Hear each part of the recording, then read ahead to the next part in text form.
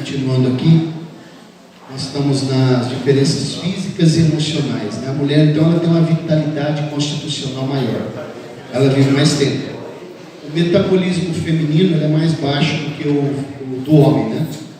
Por isso que, na inversão de valores da sociedade contemporânea, estão tentando colocar a mulher em alguns lugares que não é para ela. Por exemplo, os trabalhos de maior periculosidade, que se depende de mais empenho físico, a mulher não se dá bem nesse tipo de trabalho. Por que será?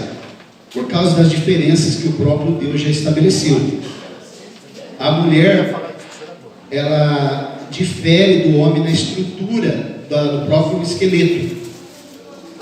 Então vocês percebam que, embora hoje nós vemos aí muitas mulheres que frequentam academia, musculosas, e assim por diante, né? Todavia, cada um no seu lugar. A mulher se dá muito bem no trabalho burocrático, trabalho de liderança. Muitos trabalhos a mulher desempenha muito melhor do que o homem. Isso daí é inegável.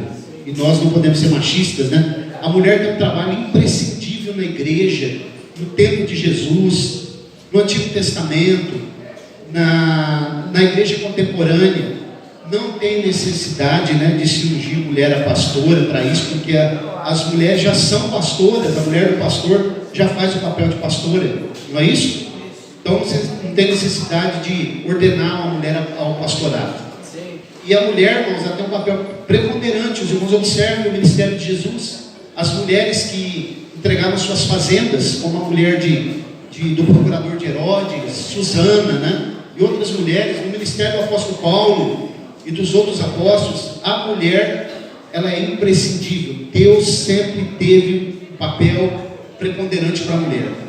Então nós entendemos isso, mas precisamos entender aqui, diferenças físicas e emocionais. A mulher, por exemplo, ela tem funções importantes: menstruação, gravidez, lactação. O marido precisa entender isso. A mulher, quando ela está no período pré-menstrual, dor nas costas, dor no seio, tudo isso daí acontece. E às vezes o marido não entende, né? E lá em casa eu até costumo dizer para o irmão Roberto: escuta, quantas vezes você fica de TPM o ano todo? O negócio não está fácil, não. A TPM, né? Tensão pré-menstrual, a mulher fica, a irritabilidade fica exacerbada, enfim, e aí ela vai descontar em alguém, né? E justamente em nós, né? Estamos mais próximos ali. O sangue da mulher tem mais água, 20%, água no caso é o plasma, né? 20% menos células vermelhas.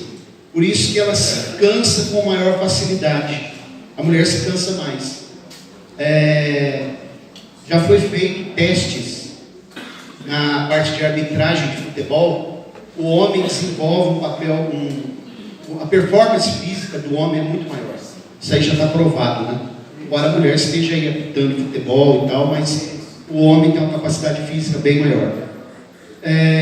A mulher tem menos neurônios do que o homem. Não significa que a mulher é menos inteligente, ok? Mas tem menos neurônios, sim. Embora tem homens também que só tem um tipo e teco, né? Só dois, mas... E às vezes um falha e só fica um. A mulher é muito inteligente, né? Eu falo para minha esposa, eu não sou um homem machista, eu falo para ela: você é uma mulher muito inteligente, muito inteligente. Eu sempre estou tentando melhorar a autoestima dela, né, nessa questão, porque realmente ela é inteligente mesmo, né? Tem uma boa palavra e assim por diante. 40% do peso do corpo masculino é composto de músculo. No caso da mulher, 23%. Por isso que a mulher tem a capacidade de suportar temperaturas mais altas. Você pode ver que o homem, nos dias de muito calor, já quer tirar a camisa, né? A mulher, ela tem mais água, mais plasma. Então o homem é composto de mais músculo, embora tenha mulheres que estão ficando musculosas. Isso é muito feio, porque tira a mulher, ela não fica feminina, não é? Com muito músculo. Então, são coisas que a gente precisa perceber. Diferenças emocionais. Nós, o ser humano, nós somos compostos, a tríade do ser humano é essa aqui, Nós somos um ser psicobiosocial. Psicobiosocial. O homem não foi feito para ficar sozinho, ele foi feito para interagir. Os irmãos estão vendo a pandemia, quanto que exacerbou a depressão, a síndrome do pânico por causa de isolamento, né? O ser humano não foi feito para isso. Não é bom que o homem esteja só. Então é necessário que o homem interaja, psico-biosocial. E nós, como eu disse, somos um ser trinitário, né? Ou tripartite, espírito, corpo e alma. Você sabia que a nossa alma tem 3 faculdades? 3 faculdades. A alma, nós já somos um ser tripartite, mas a nossa alma também tem 3 faculdades. Ela tem o pensamento, que é a mente, ela tem o sentimento, que são as emoções, e ela tem a volição, que é a vontade. Então nossa alma também é tripartite. E no que tange a questão física, nós somos psicobiosocial. Essa é a tríade do ser humano. Então existem diferenças emocionais entre o homem e a mulher. A mulher está muito relacionada com questões hormonais, né? Agora nós também, os homens, né? Tem a parte da tireoide do ser humano, que controla muito o corpo do ser humano, né? A tireoide ela é responsável por muita coisa no organismo do ser humano. Mas a mulher, ela está muito relacionada com questões do ciclo menstrual, e assim por diante. O homem, ele é mais constante, né? A mulher é estimulada pelo toque e pelas palavras românticas. O homem pelo que ele vê. A questão sexual está sempre pronto. Olhou, gostou, está pronto. A mulher necessita de horas para preparação emocional. O homem não, né? A mulher sabe intuitivamente como desenvolver uma relação amorosa, pelo fato de que ela tem o dom da vida, que eu expliquei, o dom de ser mãe. Então, pastor Mauro, só um adentro aí. Tem homem que ele mesmo desmantela o casamento porque é muito bruto, estúpido com a mulher. Ele não sabe falar fininho, tem que falar fino para ele. É isso mesmo. Tá vendo? O pastor tá dando a dica aí, ó. Tem que saber falar, né? E desenvolver o momento. Enfim, uma série de coisas, né? Quanto tempo faz que você não diz para sua mulher que você ama ela? Elas querem ouvir, né? E às vezes ela ainda fala, prova. Prova. Você me ama? Prova. Dá o cartão que ela já fica feliz, né? E outro sim. Quanto tempo faz que você não abraça e não dá um beijo na sua esposa? Hoje é dia, né? Quando sair daqui hoje, o Sinai vai fumegar, né? Esse tipo de trabalho nosso precisa ser feito na igreja, né? Às vezes alguns líderes, pastor, não gostam que faz isso na igreja, né? Mas nós não somos congregação de anjos. Nós estamos no mundo dos homens. Temos que nos policiar, temos que ser separados desse mundo caído aí fora, mas nós somos homens. Quando eu falo homem é genérico, homem e mulher. Então nós temos o nosso momento de intimidade, isso precisa ser preservado. Depois nós vamos falar algumas coisas com todo critério, com todo cuidado, para não banalizar, né? Eu já percebi alguns encontros de casais aí que eu tive a oportunidade de assistir, que foi muito banalizado, né? Algumas palavras chulas sendo usadas. Isso não cabe bem na igreja, ok? Nem na nossa casa, né? Então a gente tem que ter bastante critério, cuidado, mas falar, porque a Bíblia está repleta de textos nos revelando sobre a questão da intimidade do casal. Sobretudo o livro de Cantares. Cantares de Salomão, Cântico dos Cânticos, né? Shir HaShirim, hebraico. Essa palavra, quem estuda só o livro de Cantares é um especialista, que é especialista em girologia. Um certo pensador americano, ele chegou à conclusão que o livro de Cantares é a maior obra poética da humanidade. Ele não é crente, não.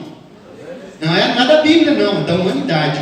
E ele escreveu mais de 100 livros sobre os 117 versos do livro de Cantares.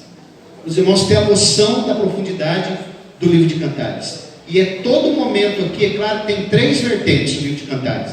Tem a interpretação poética, que é um livro sapiencial poético. Tem a interpretação escatológica, porque tem escatologia dentro do livro de Cantares.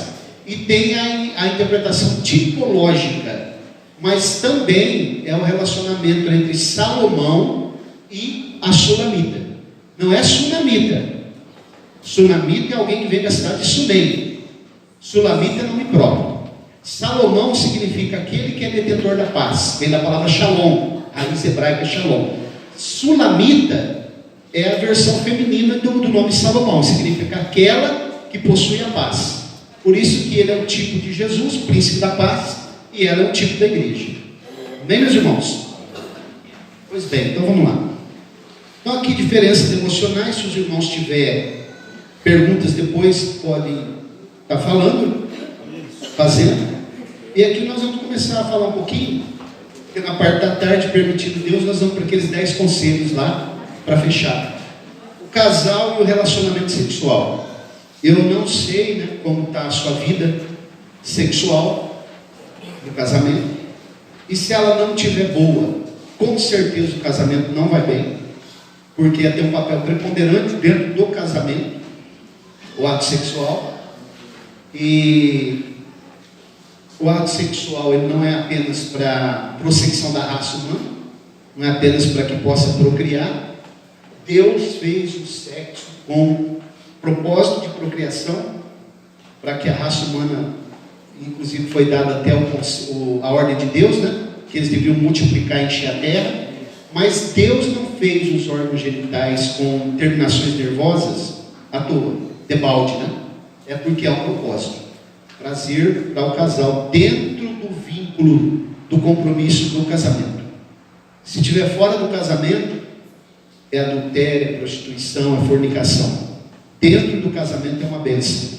Agora é claro que tem parâmetros, tem limites. Algumas pessoas passam do limite, né? Não é adequado, por exemplo, um casal cristão frequentar motel. Isso já foi me perguntado muitas vezes. Ah, pastor Mauro, mas hotel não é a mesma coisa? Lá também não acontece? Só que o conceito de motel que nós temos aqui é diferente dos americanos, por exemplo. Lá motel é hotelzinho de beira de estrada. O nosso conceito aqui é diferente. Então o que é que traz o problema? Que está aqui, ó. O campo de batalha do ser humano é aqui, irmãos. Se eu venço aqui, eu venço tudo. Até os esportes de alta performance, eles são executados com físico. Mas está aqui, ó. Ok? Está sempre aqui. Um dia eu ouvi uma entrevista do Pelé, que foi o maior jogador de futebol de todos os tempos, e ele disse assim: todo aquele futebol que eu jogava está aqui. Se eu tivesse bem fisicamente, eu faria as mesmas coisas, porque é executado com físico, mas está aqui. Então assim também é a nossa vida, né? Todas as coisas estão aqui.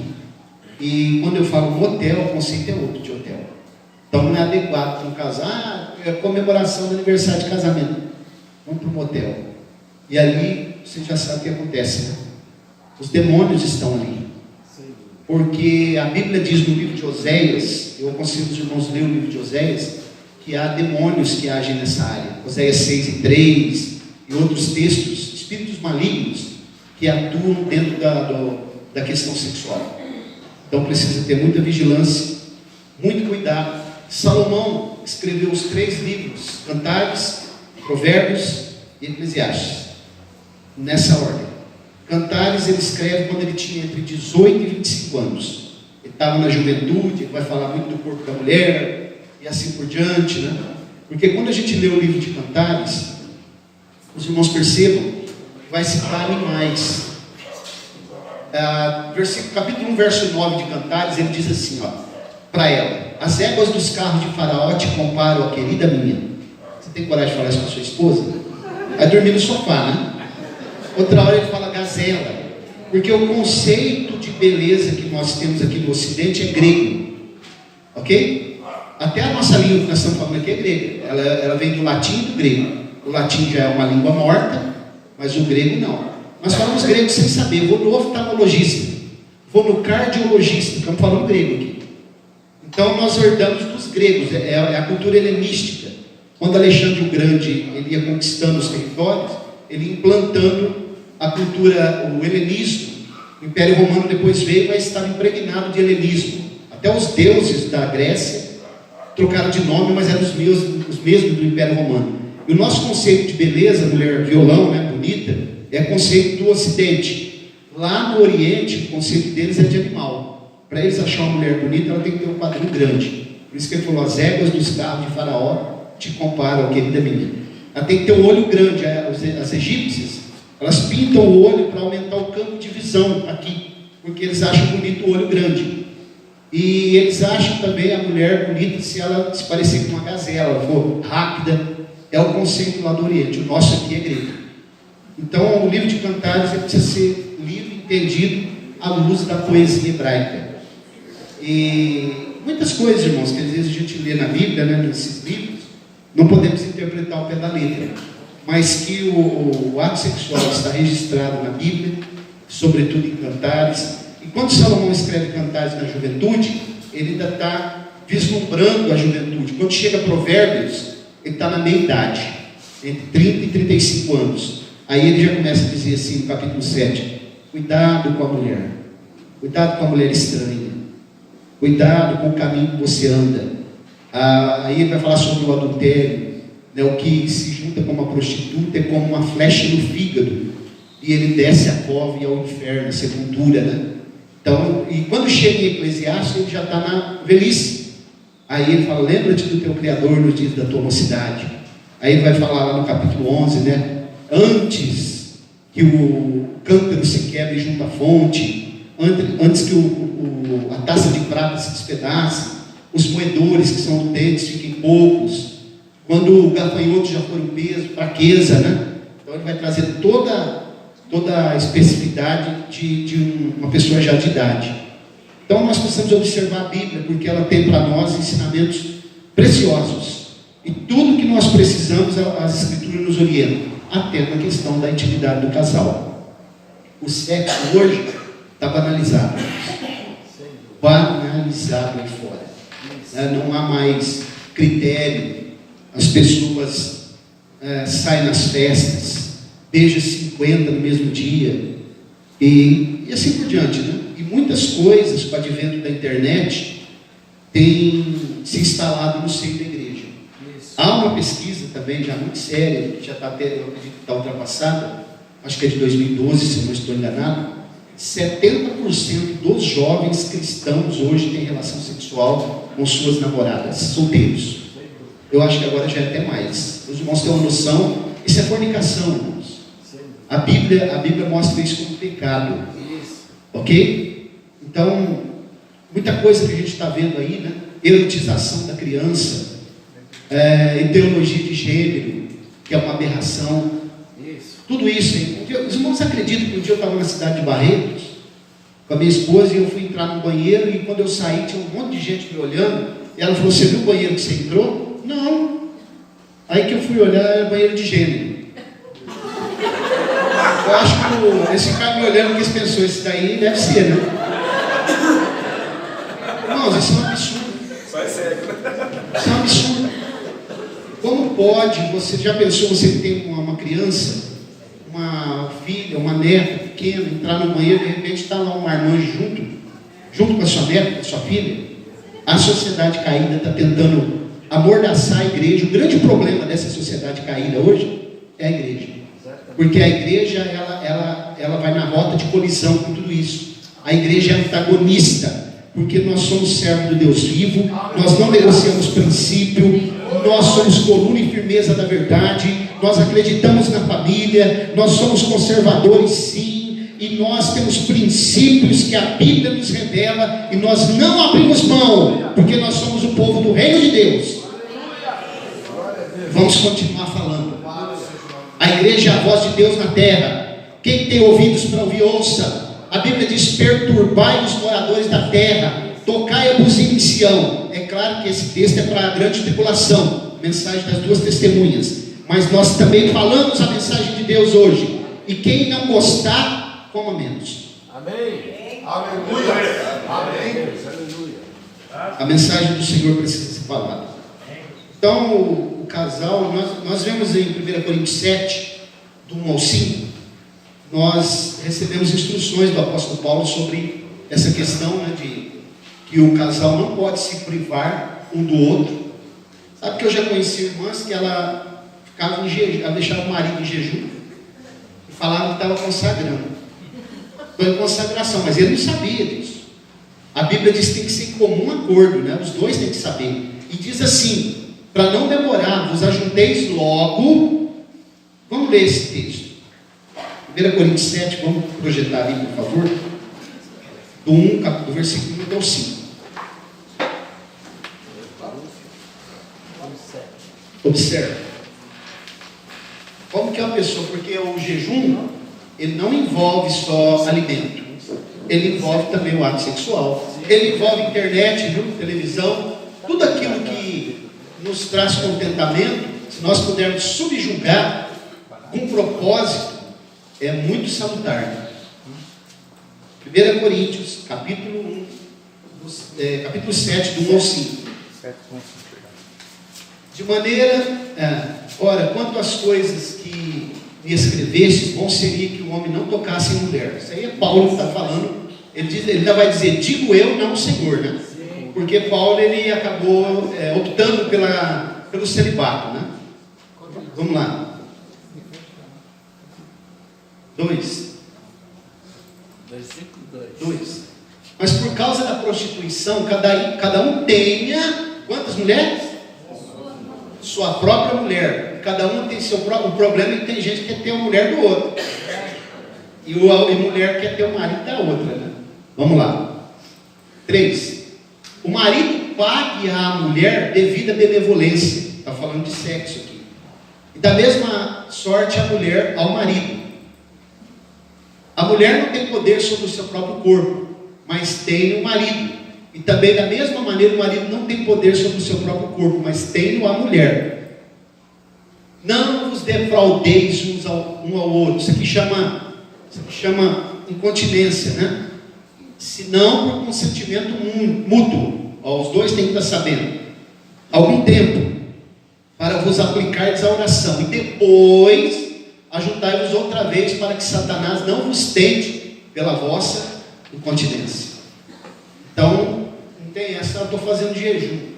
Mas o outro está sabendo? É em comum acordo? Foi conversado antes? Porque senão é uma brecha para Satanás trabalhar. E ele sabe trabalhar, viu, irmãos? 24 horas. Ele vai olhando. Irmãos, ele tem percepção. Você sabia? O diabo não sabe o que nós pensamos. Ele não sabe. Porque ele não é onisciente. Mas você sabia que ele tem acesso à nossa mente através dos nossos olhos? Jesus falou: a candeia do corpo são os olhos. Se os seus olhos forem bons, você vai ter luz. Mas se forem maus, grande treva será. Então, ele observa. Se eu for um psicólogo e eu mentir lá, o psicólogo sabe, viu? Sabe. Pela minha escrita, pela maneira que pela gesticulação, pela gesticulação corporal, ele sabe. Imagine o diabo. Então, se passa uma mulher, eu olho para ela com algum tipo de intenção, o diabo sabe. Ele tem acesso à minha mente. E aí, o que vai acontecer? Na verdade, quando aconteceu no Éden, aquele momento em que Deus pergunta para Adão: onde tu estava? Deus não está perguntando para Adão onde ele estava geograficamente, porque Deus sabe. Ele estava perguntando aonde tu estava em si mesmo, porque no momento em que eles pecam e ele abriu os olhos, que olho é esse? Da alma, porque eles não eram cegos. Abriu os olhos, vos abriram os olhos, o entendimento da alma. Naquele momento, entidades malignas tiveram acesso à personalidade do homem. Porque Deus vai perguntar: quem te falou, quem te mostrou que você estava nu? Tinha mais alguém lá. Não era só os dois? Como que Deus pergunta: quem te mostrou que você está nu? Tinha mais alguém lá no Éden. Nesse momento, entidades malignas têm acesso à personalidade do homem. E nesse momento começa a primeira enfermidade do mundo: síndrome do pânico. Porque ele diz assim: tive medo e me escondi. Perceberam? Nesse momento ele diz: tive medo e me escondi. Medo do quê? Medo de morrer. Por isso que nós temos o medo da morte até hoje. ser humano não foi feito para morrer. Porque Deus havia falado: no dia em que comerdes do fruto do conhecimento do bem e do mal, morrerás. Então, irmãos, é muito sério. E no momento do ato sexual, é uma inserção do ser humano ao mundo espiritual. É preciso tomar muito cuidado quando uma pessoa se deita com alguém que não é a sua esposa ou vice-versa. Há influência no mundo espiritual. Vamos caminhar mais um pouco aqui, ó. Os irmãos têm ideia de quanto tempo durava a lua de mel no Antigo Testamento? Para os irmãos verem como que Deus ele tem preocupação com essa área do ser humano. Os irmãos têm ideia de quanto tempo? 1 ano. Exatamente. Deuteronômio 24:5, vamos ler, por favor. Ele não ia nem para a guerra, viu? Haja mandrágora, né? Tem uma planta na Bíblia que chama mandrágora. É uma planta que eles acreditavam que tinha propriedades medicinais, né? Afrodisíacas.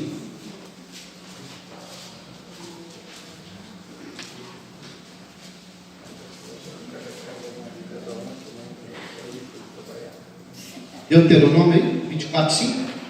24:5.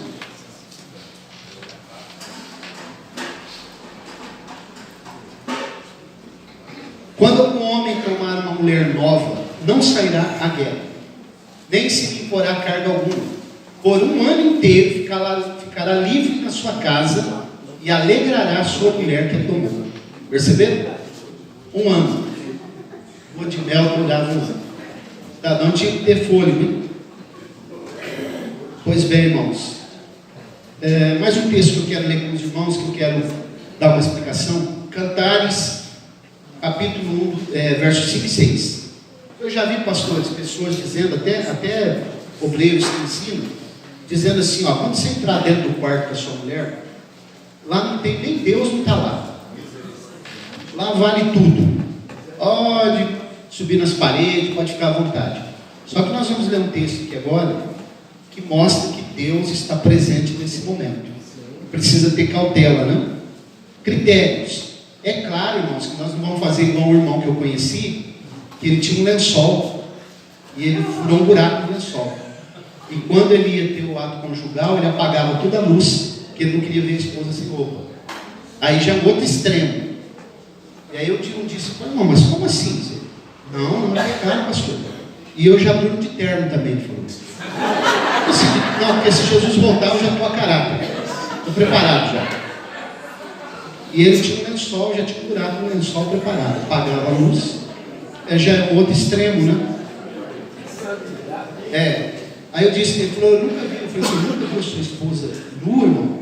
Aí ele falou, não. Eu falei, irmão, o senhor não sabe que o senhor está perdendo. Mas aí depois que eu pensei, eu não tinha falado. Aí eu falei, meu Deus. Aí eu estava junto com o irmão.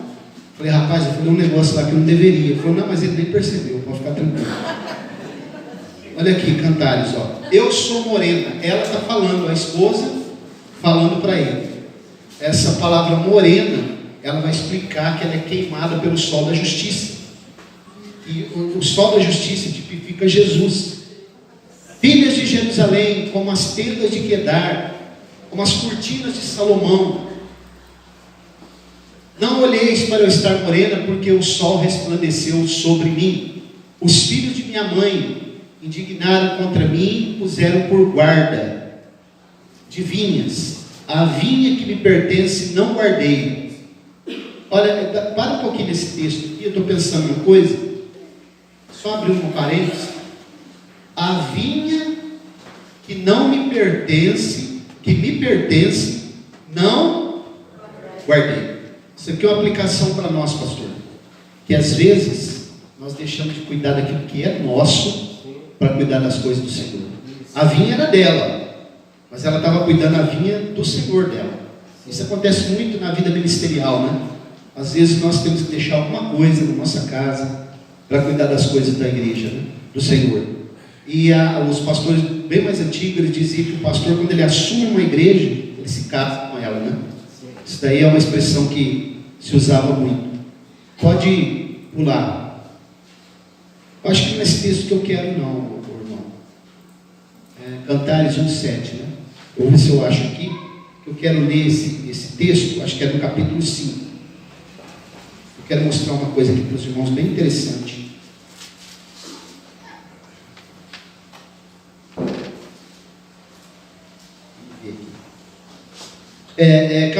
Cantares 5, versos 2 em diante. Presta bem atenção nesse texto aqui, para a gente entender algumas coisas sobre o ato conjugal, relacionamento íntimo. Diz assim, verso 1: introduzi-me, vou ler essa tradução aqui que é melhor. Já vim para o meu jardim, irmã minha esposa.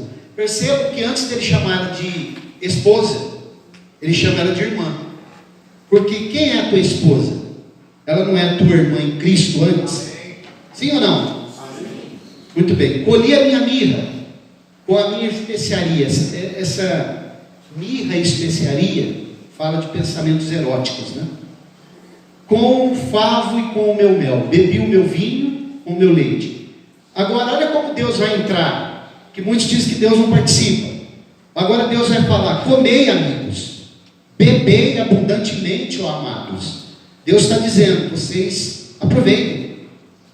O ato conjugal foi criado por Deus. Deus está falando ali, ó, abundantemente, precisa ser praticado. Mas Deus está olhando, Deus está observando os critérios. A Bíblia tem os parâmetros, e nós devemos ter um termômetro, né? Porque nós temos visto nos últimos dias, eu fui aconselhar um casal uma vez, junto com um pastor que mora no Paraná, mora lá em Cambé, pastor. E quando chegamos lá, estava tendo um grande problema lá na casa, e chegamos lá conversando com o casal, e não, mas está tudo bem, pastor, só vitória. Estamos ouvindo o hino aí, está tudo tranquilo. Só que aquele casal, eles estavam envolvidos em ciúme. Um outro casal da igreja estava tendo troca de casais. Eles iam para uma casa do outro lá, tinha piscina, e lá a coisa fervia. E aí o pastor foi conversando, e aí eles acabou vomitando tudo aquilo, né? Então, irmãos, muito perigoso. As fantasias sexuais, elas vêm na nossa cabeça, viu? Com certeza. E Jesus ensinando, ele disse que se eu olhar para uma mulher, não é que eu olho para uma mulher e eu acho ela bonita, não é isso. É fantasiar. A mulher passou, olhou, fantasiou, Jesus disse que já é adultério. Porque ele nasce aqui, ó. Depois ele vai ser concretizado através do ato físico. Lembrando mais uma vez o que eu falei no início.